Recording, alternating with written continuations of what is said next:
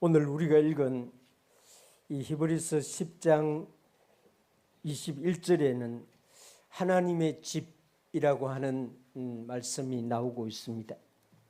이 하나님의 집의 역사는 이 모세 시대부터 시작이 됩니다. 아브라함, 이삭, 야곱에게는 눈에 보이는 하나님의 집이 없어서 이분들은 가는 곳에서 예배를 제사를 드리고 예배를 드리고 이랬습니다.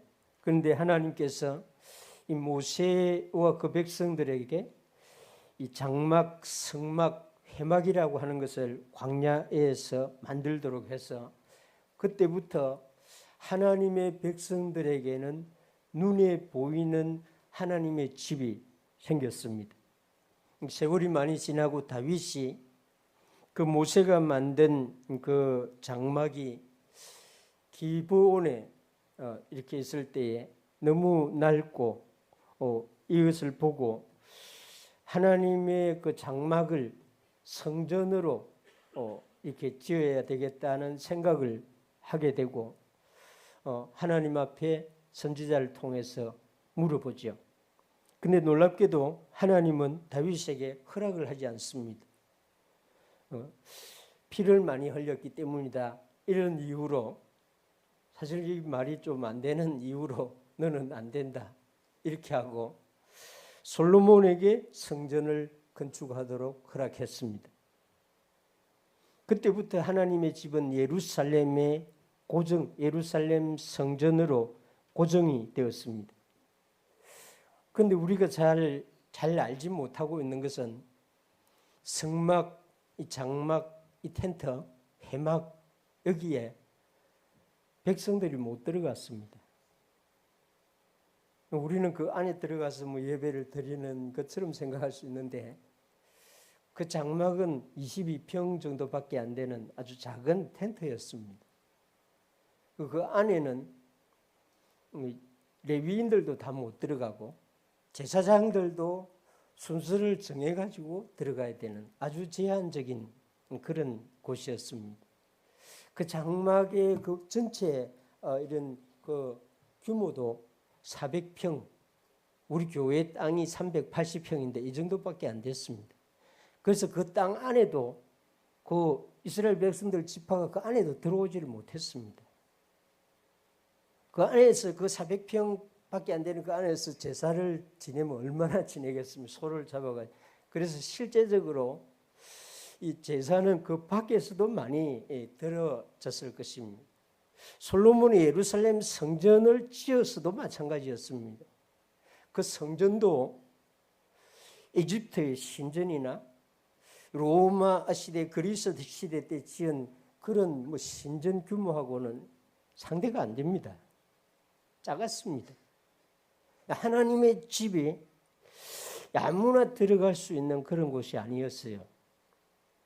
이 구약 시대에 이 AD 70년에 예수님이 승천하시고 한 30년, 40년 지난 후에 지상에서 하나님의 집이 사라졌습니다. 로마가 완전히 폐허로 만들고 아직까지도 없습니다. 그때까지 있었던 하나님의 성전이 우리가 하는 대로 들어가서 예배를 드리고 들어가서 찬송 아닙니다. 여러분 성전을 잘 이해해야 됩니다. 구약 시대의 하나님의 집에는 극히 제한된 사람만 허용이 되었습니다. 그 성전 안의 지성소에는 대제사장이 1년에 딱 한 번만 들어가요. 요즘 같으면 강단처럼 된 요 휘장이 있고 요 안에 한 번만 딱 들어올 수 있습니다. 그리고 이게 우리가 했던 예배실에는 평민 못 들어갑니다. 레위인도 순서를 정해가지고 그 향 피우는 순서, 또 이 불을 피우는 순서, 떡을 놓는 순서가 될 때만 들어갔습니다. 그 마당에서 이제 죄를 지은 사람들이 이제 이 제사를 드리러 가끔씩 대표가 들어가고 일반 백성들은 다 성전 밖에 울타리 밖에서 말씀을 듣고 하나님을 찬양하고 이렇게 해야 됐습니다. 그런데 히브리서 10장 21절에 이 히브리서에 나오는 이 하나님의 집은 구약시대와는 완전히 다른 하나님의 집입니다. 눈에 보이는 하나님의 집이 아닙니다. 이 하나님의 집은 그리스도 예수를 믿는 사람들이 모이는 모임, 그 사람들이 모여서 예배를 드리는 이 예배당, 이런 것입니다. 예수님을 믿지 못하는 히브리인들에게 이 히브리서 11장의 말씀은 수용할 수 없는 말입니다.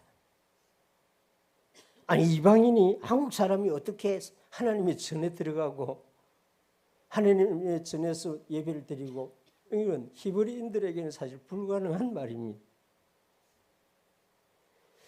예수님을 믿는 우리에게는 정말 너무나 축복된 복된 말씀을 지금 주고 있는 것입니다. 예수님이 아니면은, 예수님의 집이, 예수님의 그 행하신 일이 아니면은 이 히브리서 10장 오늘 우리가 읽은 이 본문의 말씀은 전혀 해당이 되지 않는 그런 것입니다.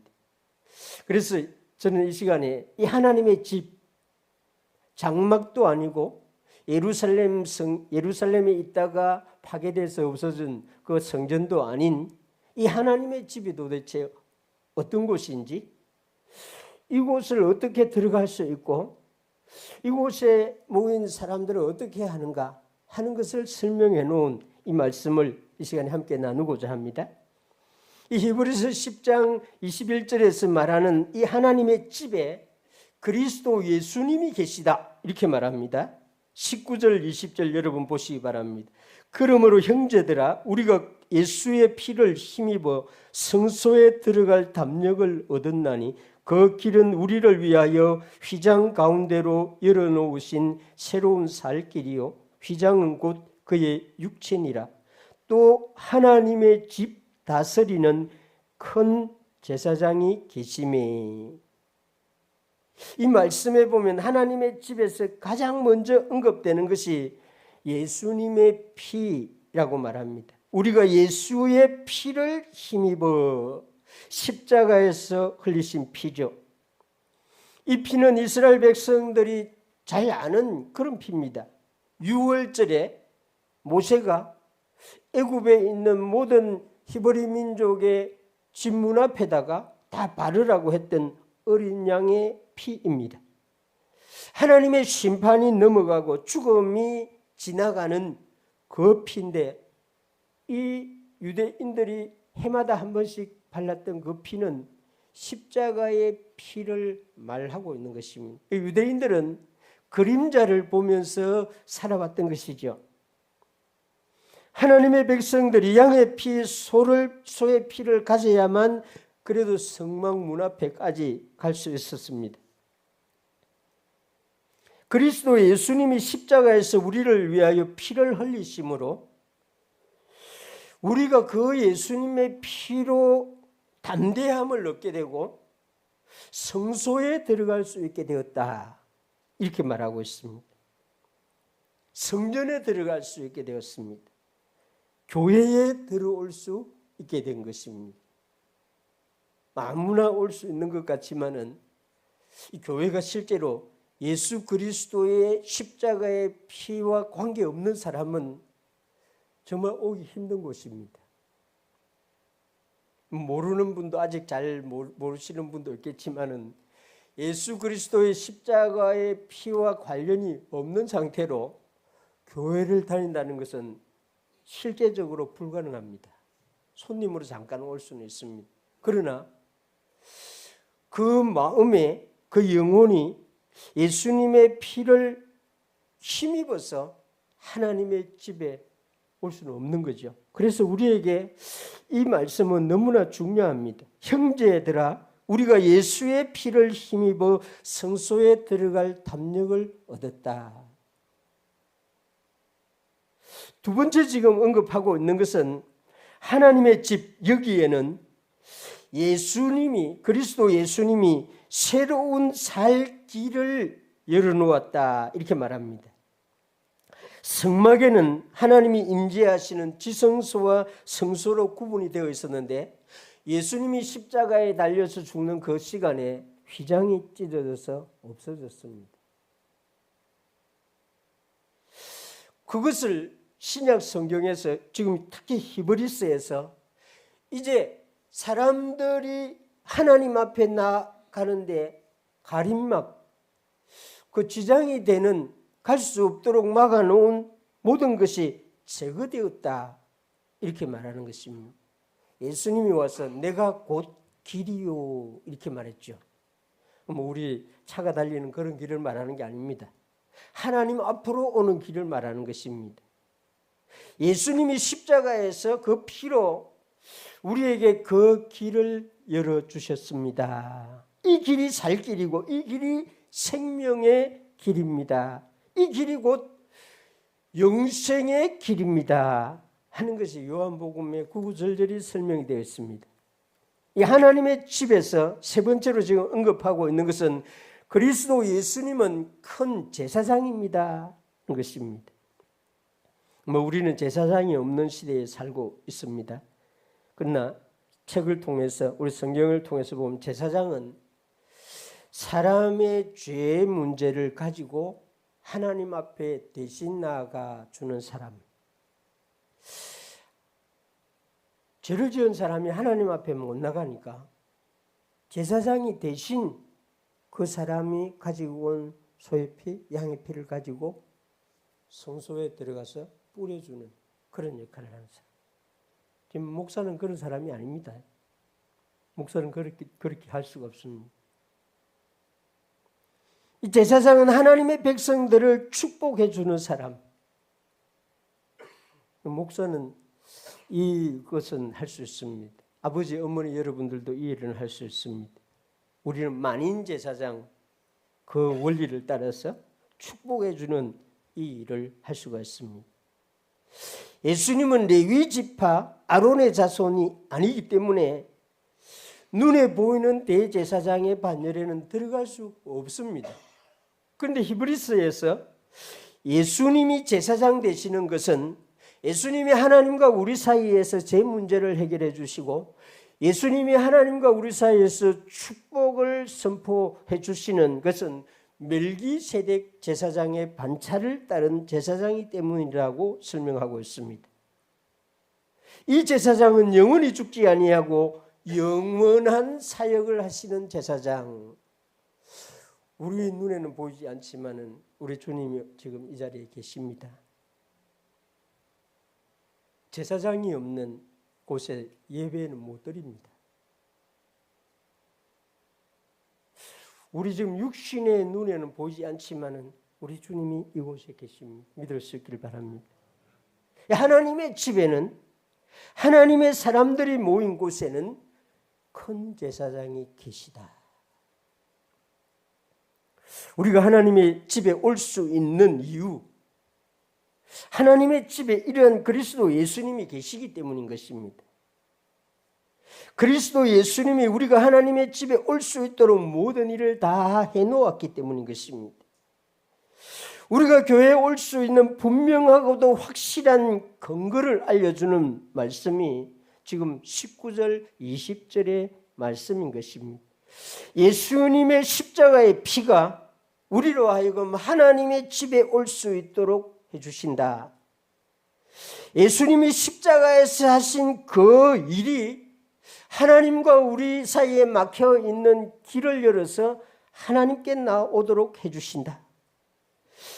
예수님이 하나님의 집에서 언제나 큰 제사장으로 계시기 때문에 우리는 죄를 가지고도 하나님의 은혜와 축복을 사모하며 나올 수 있다는 것입니다.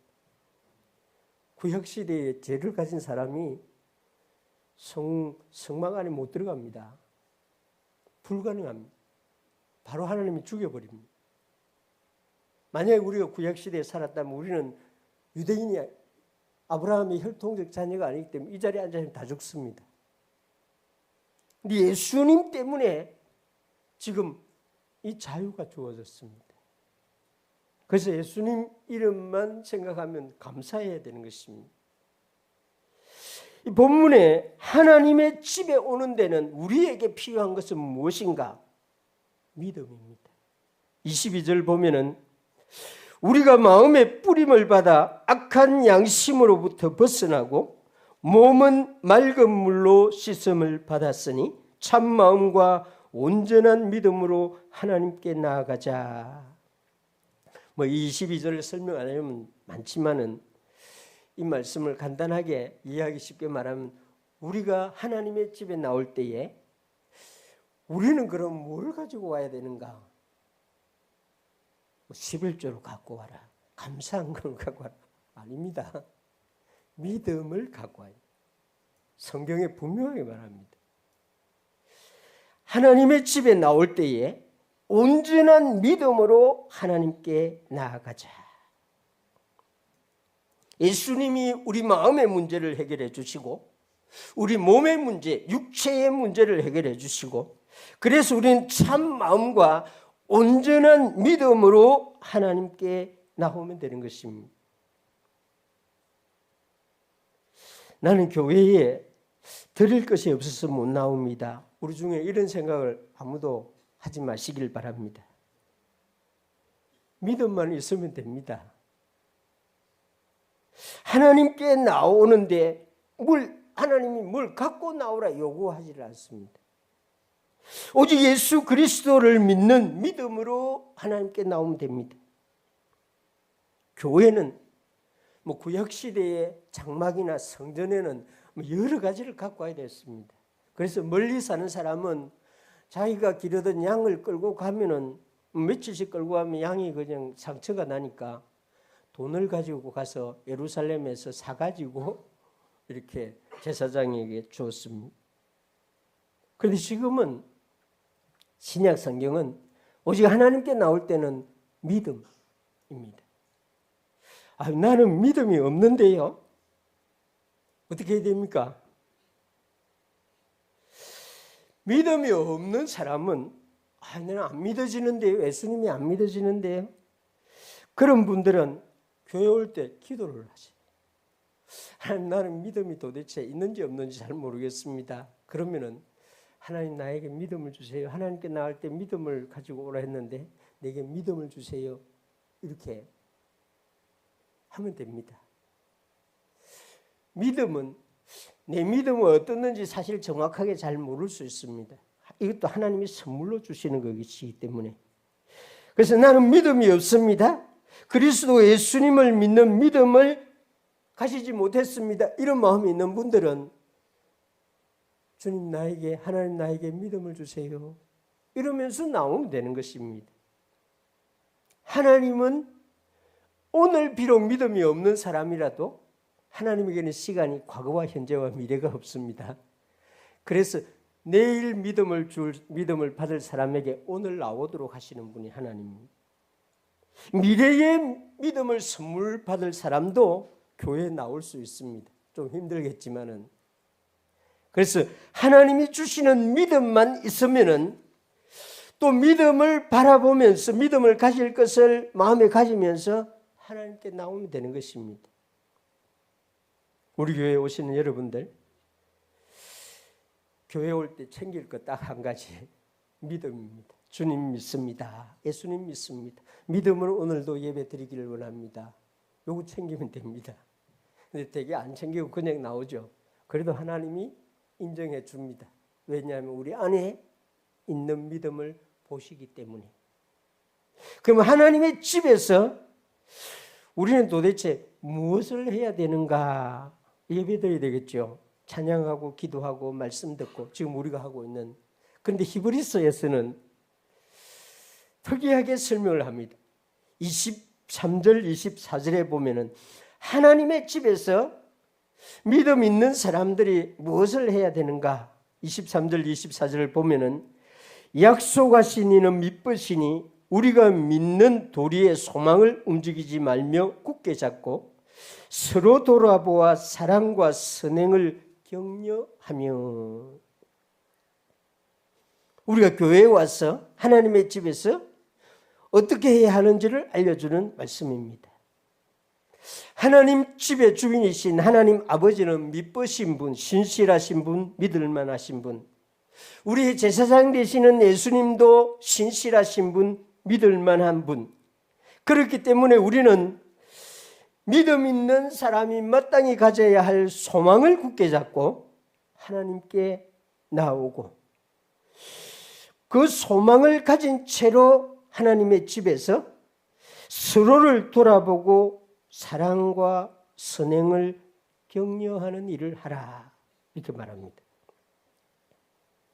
하나님의 집에 온 우리는 서로를 돌아보아야 된다는 것입니다. 교회는 한 하나님 아버지 안에 모인 가족 공동체입니다. 이런 공동체는 세상 어디에는 없죠. 가족은 친밀한 관계고 또 서로 믿을 수 있는 마지막 그런 관계. 부부와 남편만큼 믿을 수 있는 관계 이 세상에 없죠. 부모와 자녀만큼 믿을 수 있는 그런 관계가 없습니다. 그래서 권력자도 독재자들도 다 못 믿어도 오른팔 왼팔 못 믿어도 자기 자녀들 믿습니다. 이 세상도 그렇습니다. 그래서 하나님의 교회에 하나님을 아버지로 부르는 사람들은 모이면은 서로를 돌아보아라, 이렇게 말합니다. 가족 중에는 강한 사람도 있고 약한 사람도 있죠.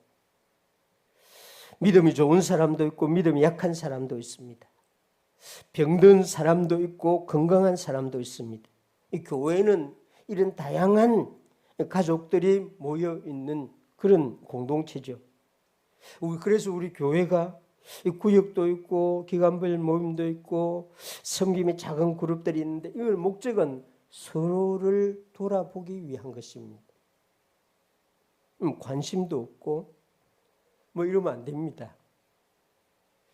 우리 구역장, 부구역장들이 구역원들의 관심을 가지고 그 구역원들 가족들 또 그 구역에 예수 믿지 아니하는 가족들도 관심을 가져야 되는 것입니다.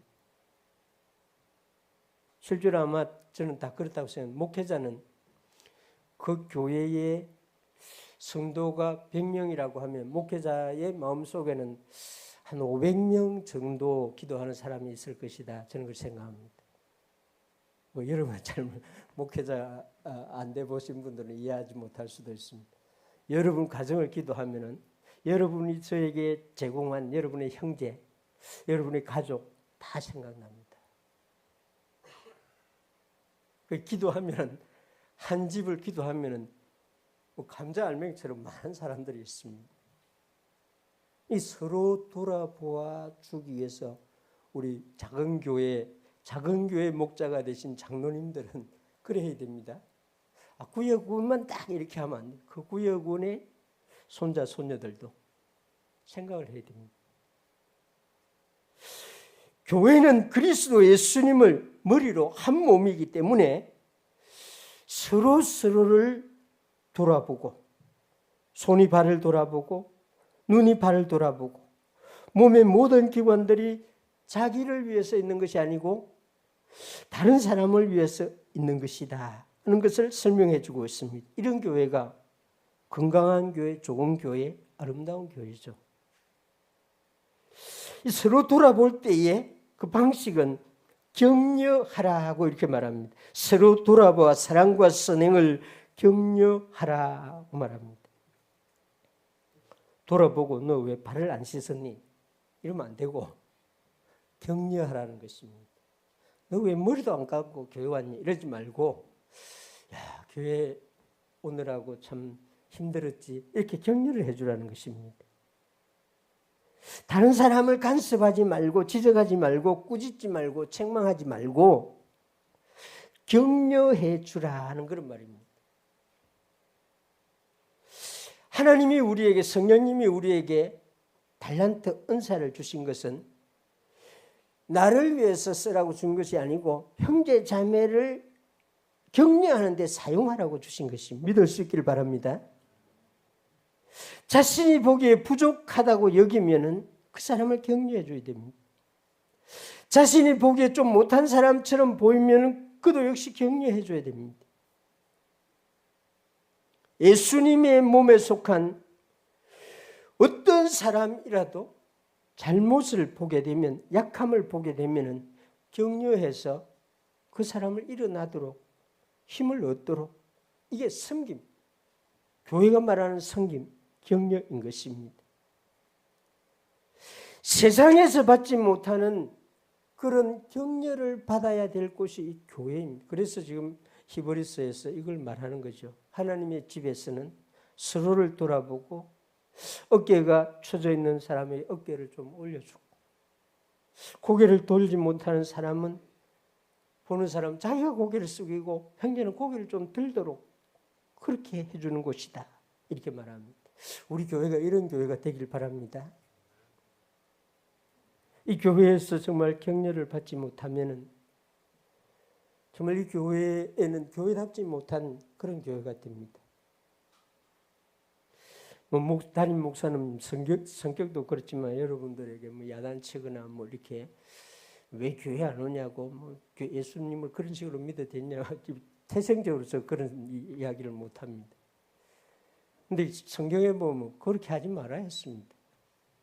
격려해 주라. 연약한 사람들을 격려해 주라. 우리 교회는 정말 아이들, 주일학교 아이들을 격려해서 이 교회에 오면 자기가 마치 왕이 되는 것 같은 그런 기분이 들도록 해주는 교회가 되어야 됩니다. 그럴 수 있기를 바랍니다. 이 하나님의 집은 이 히브리서 오늘 우리가 읽은 이 본문의 마지막 부분에 모이는데 열심을 낼 수 있어야 한다, 이렇게 말합니다. 히브리서 10장 25절에 보면 모이기를 피하는 어떤 사람들의 습관과 같이 하지 말고 오직 권하여 그 날이 가까움을 볼수록 더욱 그리하자. 이 히브리서를 기록할 당시에 교회 안에는 이런 분위기가 일어났던 것 같습니다. 모임에 대해서 불평을 하고 불신을 하는 그런 것이 이렇게 나타났던 것 같습니다. 그렇게 자주 모일 필요가 있습니까? 이런 식으로 은혜도 없는데 굳이 모일 필요가 있습니까? 아유, 담임 목사 설교할 때 가야지, 부목사님 설교할 때 갈 필요 있습니까? 이런 식으로 그러면 안 된다는 거죠. 한국 교회는 감사하게도 이 모임의 열심을 가진 그런 교회가 되었습니다.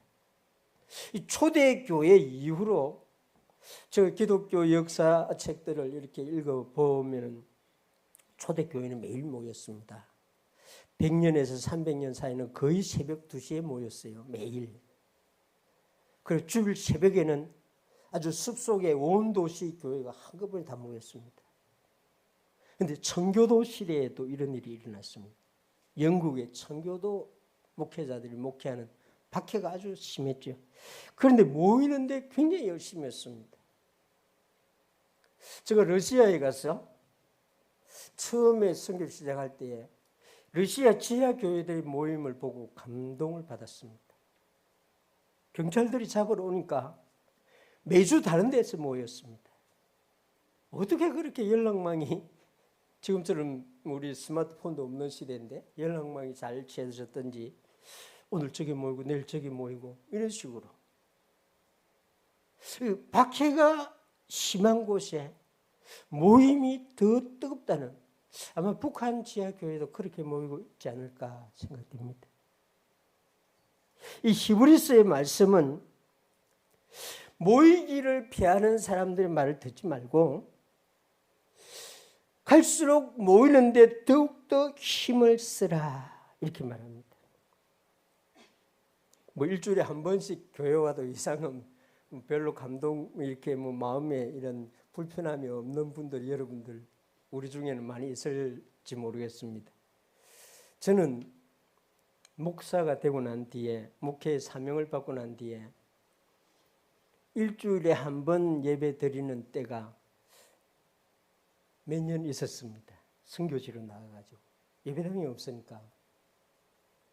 또 그 선교지의 성도님들은 자주 모이는 걸 잘 모르니까, 그래가지고 주일 11시에 한번 딱 모이고 일주일 내내 모임이 없어요.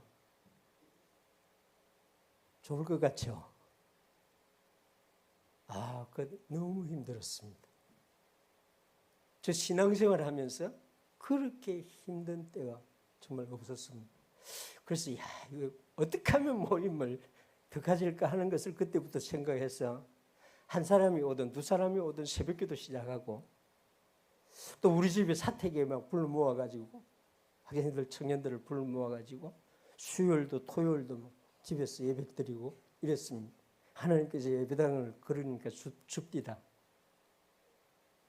모스크바에 가서도 처음에 그랬습니다. 성령이 우리 안에 있는 사람들은 항상 모이기를 원하는 갈망이 그 마음속에 있구나. 저 그때 깨달은 것입니다. 아마 여러분들 마음에도 그런 게 있을 거예요. 근데 세상에 일을 하다가 보니까 뭐 그냥 못 오는 거죠. 힘들고 이러니까 또 쉬어야 되고 이러는 거죠. 그러나 하나님이 우리 마음에 주신 마음은 가족들은 매일 모이기를 원하는 것처럼 우리 성도의 가족, 영적인 가족들도 매일 모이기를 원하는 것이 우리 마음 안에 있다는 것입니다. 그래서 히브리서에서 모이기를 피하는 한 번만 모이자 이런 사람들의 말을 듣지 말고 마지막 때가 가까워올수록 더욱더 힘써서 모이라 이렇게 말하고 있습니다. 우리 교회는 서로 이렇게 권할 수 있는 그런 교회가 되기를 바랍니다. 정말 모이기 어려운 시대가 또 자유로운 곳에 이 평화로운 곳에 교회들이 이런 현상이 다 나타납니다. 고난을 받고 박해를 받고 핍박을 받는 데는 정말 열심히 모으려고 하는데 생각해 보세요. 우리 전에 60년 전에 어머니들 교회 가는 게 얼마나 힘들었습니까? 그러니까 아예 새벽에 가는 거예요. 낮에 눈 뜨면 못 가니까 아예 해가 뜨기 전에 교회 가는 거예요. 근데 지금 자유로워지고 원할 때 가게 되니까 더 못 가게 되는 이런 역설적인 일이 발생하고 있는 것입니다. 어떤 면에서 마귀가 좋아할 그런 일들이 지금 우리 교회에 벌어지고 있는 것이죠. 마태복음 18장 20절에 보면 두세 사람이 내 이름으로 모인 곳에는 나도 그들 중에 있느니라. 이 말씀은 있겠다 말이 아니고 있는다는 말입니다. 그래서 지금 우리 눈에는 보이지 않지만은 예수님이 이곳에 계십니다. 왜냐하면 말씀했잖아요. 만약에 성경이 사실이 아니라고 하면은 성경은 사실이 아닌데 비유로 은유로 시로 표현해낸 것이라고 하면은 이 말은 사실이 아니지요. 예수님이 두세 사람이 모인 예수님의 이름으로 모인 그곳에 나도 그들 중에 있겠다. 예수님이 지금 우리를 보고 계십니다. 엉뚱한 생각을 하면서 예배 드리고 있는 것도 다 보고 계십니다. 마음이 저 다른 곳에 가 있으면서 찬송하고 있는 것도 다 보고 있습니다. 그런데 우리 예수님은 격려를 하지 꾸짖지는 않습니다. 사랑하지 그런 자세를 미워하지 않습니다. 그렇습니다. 우리 예수님은 하나님의 집에 중보자로 계신 분입니다. 완전히 우리를 위하여 우리가 어떤 죄를 지었든지 어떤 잘못을 했든지 어떤 약함을 가지고 왔든지 하나님 아버지에게 중보를 해주시는 우리 주님이 이 집에 계십니다. 우리는 하나님의 집 교회에 올 때에 오직 믿음으로 오면 됩니다. 이걸 청교도들이 깨달은 거죠. 마틴 루터가 깨달은 것입니다. 존 칼빈이 오직 믿음으로 가면 되는구나. 그렇습니다. 하나님의 집 교회에 모인 우리는 서로를 돌아봐야 되고 목사만 돌아보는 것이 아니라 서로를 돌아보고 격려를 해줘야 됩니다. 우리 교회가 이런 교회가 되기를 바랍니다. 모이는데 힘을 씁시다. 어렵지만은 모입시다. 이런 격려를 해주는 교회가 되기를 바랍니다. 하나님이 우리와 함께 하십니다. 예배로 모일 때에 우리가 눈을 감으면 우리 육신의 눈이 기능을 발휘하지 않으면 정말 하나님을 보면서 예배할 수 있을 것입니다. 그런데 우리 육신의 눈 때문에 우리는 보지 못하고 예배를 드리는 것입니다. 감사하게도 우리 예수님은 보고 믿는 자보다 보지 않고 보지 못하고 믿는 자가 복이 있다 했습니다. 그래서 우리는 복된 예배를 믿음으로 주님이 이곳에 계시다. 주님이 우리 찬송을 듣고 계시다. 주님이 지금 우리를 위하여 중보하고 계시다 하는 믿음으로 예배를 드리는데 이게 영광의 예배인 것입니다. 우리 창원시민교회는 이런 하나님의 집이 되기를 주님의 이름으로 축원합니다.